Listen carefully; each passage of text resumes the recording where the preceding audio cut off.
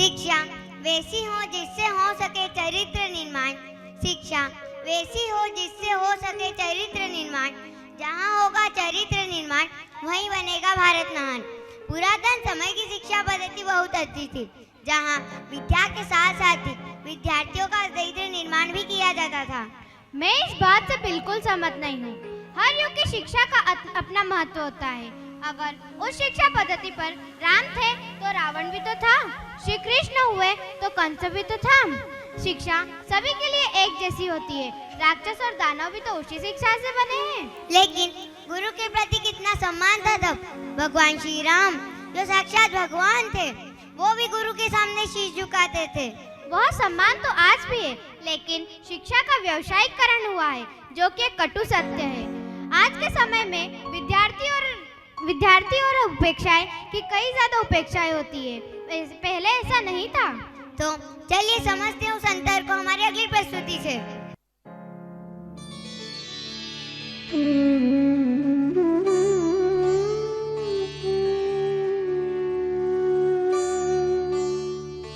शिक्षा और संस्कार ये दोनों एक दूसरे के पूरक माने गए हैं। शिक्षा मनुष्य जीवन का सबसे बड़ा उपहार है, जो व्यक्ति के जीवन की दिशा और दशा दोनों को बदल देती है। और संस्कार मानव जीवन का सार है, जिसके माध्यम से मानव के व्यक्तित्व का निर्माण और विकास होता है। हिंदू धर्म में 16 संस्कार होते हैं। इन 16 संस्कारों में 9वां स्थान शिक्षा और संस्कार का है। प्राचीन काल की शिक्षा नीति में बच्चों को गुरुकुल में गुरु के साथ रहकर धार्मिक शिक्षा, वेद शिक्षा, सांस्कारिक शिक्षा, धनुर्विद्या इत्यादि का ज्ञान प्राप्त करना होता था। परंतु युगों के बदलाव के साथ साथ शिक्षा एवं संस्कार में भी परिवर्तन होते गए। आधुनिक शिक्षा प्रणाली में अब शिक्षा ग्रहण करने का स्थान घर व स्कूलों का हो गया है। भारत में आधुनिक शिक्षा प्रणाली की शुरुआत ब्रिटिश उपनिवेशवादियों द्वारा 1830 में लाई गई थी। चलिए हम देखते हैं प्राचीन एवं वर्तमान शिक्षा संस्कार पद्धति के कुछ दृश्य।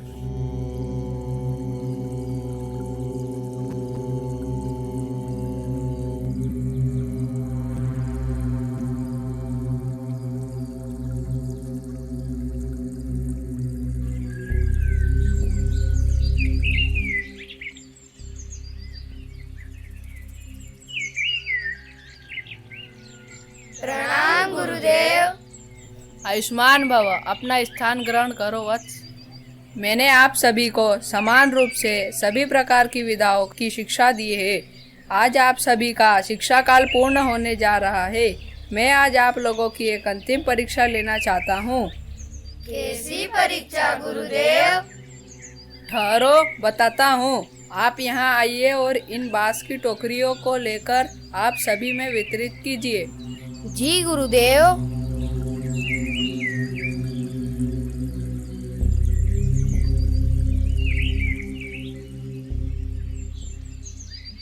गुरुजी, क्या इस टोकरियों में हमें वन में जाकर फल और फूल तोड़कर लाना है? नहीं शिष्य, यह कार्य तो आप रोज ही करते थे। तो क्या हमें भिक्षा मांग कर लानी है? नहीं शिष्य, अब आपको यह कार्य भी नहीं करना है। तो हमें इन टोकरियों का क्या करना होगा? हमें विस्तार से समझाइए गुरुदेव। आप सभी शिष्यों को आश्रम के पास वाले तालाब पर जाकर टोकरी में जल भरकर लाना है। जो शिष्य टोकरी में जल भरकर मेरे पास लाएगा, वह मेरी परीक्षा में सफल हो जाएगा और मैं समझूंगा कि आप लोगों ने मेरे द्वारा सिखाई गई सभी बातों को आत्मसात किया है। जी गुरुदेव।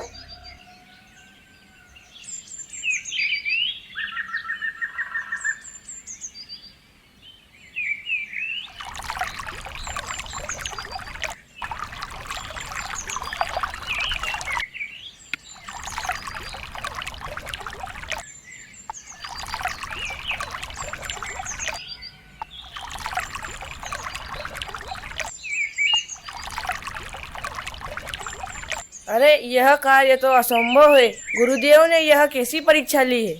अरे हाँ, यह कार्य तो असंभव जान पड़ता है। जरूर गुरुजी ने हमें यह कार्य इसलिए दिया होगा कि हम समझ सके असंभव कार्य को नहीं किया जा सकता। हाँ मित्र, आप ठीक कह रहे हो। चलो हम गुरुजी के पास जाकर उनसे यह कहते हैं कि गुरुजी आपके द्वारा दिया कार्य संभव नहीं है। हमने बार बार प्रयास किया किंतु बांस की टोकरी से पानी रिसकर बह जाता है, उसमें पानी को कैसे भर सकते हैं? अरे हाँ, मैंने भी बहुत बार प्रयास किया किंतु मैं असफल रहा। मुझे लगता है गुरुजी ने हमारे साथ कोई परिहास किया है। नहीं नहीं, गुरुजी के दिए गए कार्य में कुछ न कुछ रहस्य जरूर होगा। हमें निरंतर कार्य करते रहना चाहिए। नहीं मित्र, अब हम थक चुके हैं। जो कार्य असंभव है उसे क्यों करें? तुम चाहो तो प्रयास करते रहो।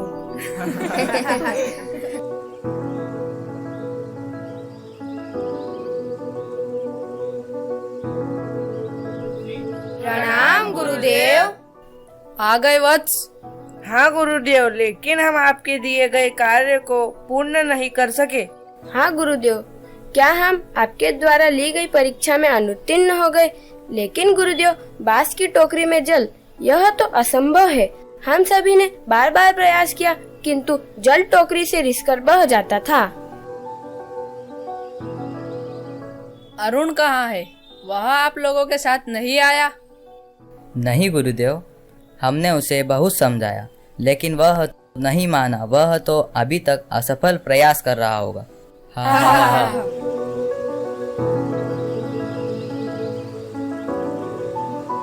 प्रणाम गुरुदेव। आयुष्मान भव वत्स।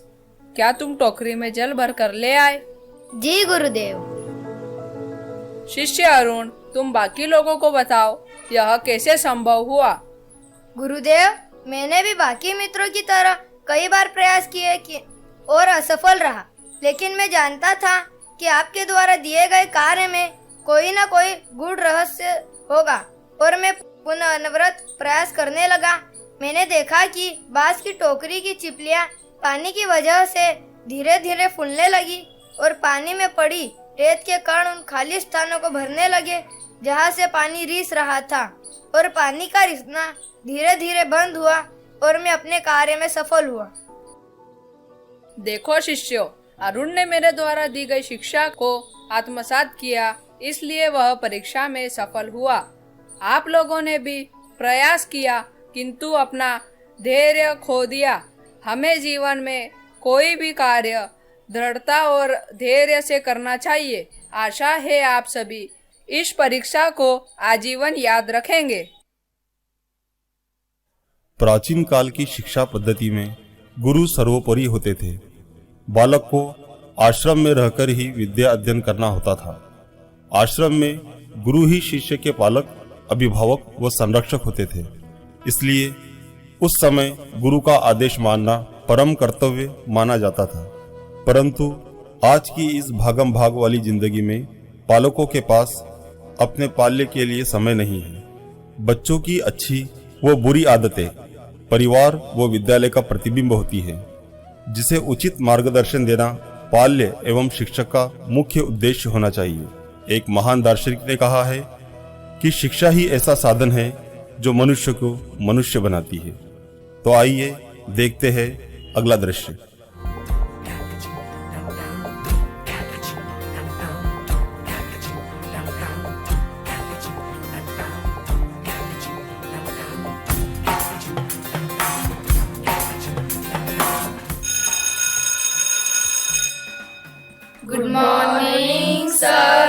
Good morning all of you. How are you, sir? I am fine. Sit down. सभी बच्चे अपनी हिस्ट्री की बुक और कॉपी निकालिए। Yes, sir. सभी अपना होमवर्क करके लाए हो? सर, इसने अपना होमवर्क नहीं किया है। सर, इसने भी अपना होमवर्क नहीं किया है। चलो खड़े हो जाओ। तुम दोनों ने अपना होमवर्क क्यों नहीं किया? सर, मैंने होमवर्क तो किया है, पर है ना आधा ही किया है।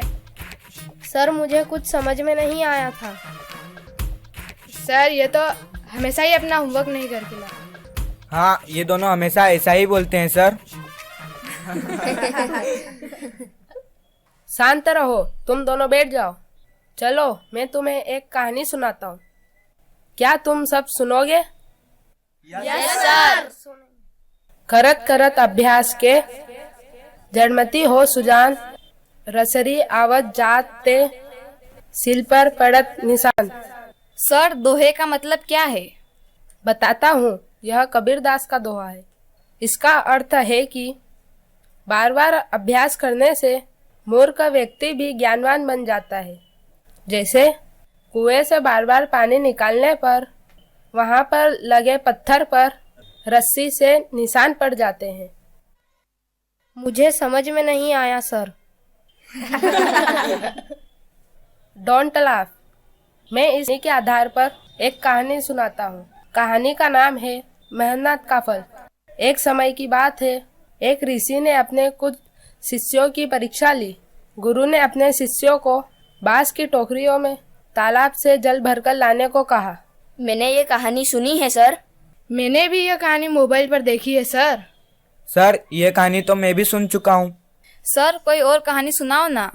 अच्छा, सभी ने यह कहानी सुनी है, तो बताओ इस कहानी से क्या शिक्षा मिलती है?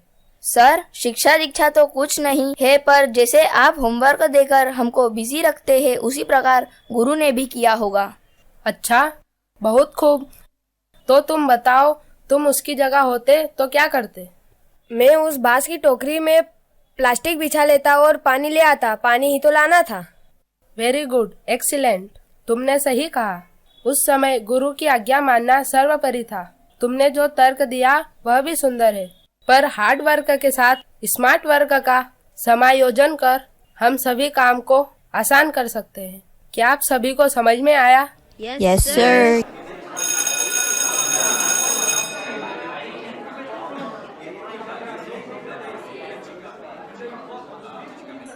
माई best regard to all parents here.